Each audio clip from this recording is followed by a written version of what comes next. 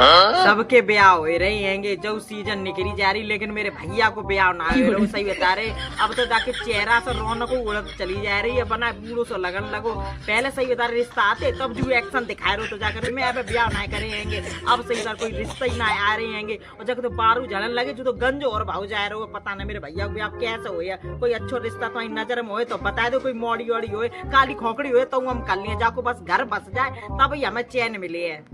जी है तो एक लड़कनी बहुत अच्छी हैगी, लेकिन एक कमी है, मामे बा गुटका खाते है सुबह की लाल दात है। अब तो भैया करे तो कर ले, बस बाकू ब्याह हो ना रो जई के मारे। ठीक है। हाँ तो बहन जू पर रिश्ता तो बहुत ही अच्छो है, क्योंकि मेरे भैया तो गुटका खाते हैं, वो तो सही बता 24 घंटा मुंह में गुटका भरे रहता, सो तो बाको गुल्ला जरूरत साइड से गाल में है।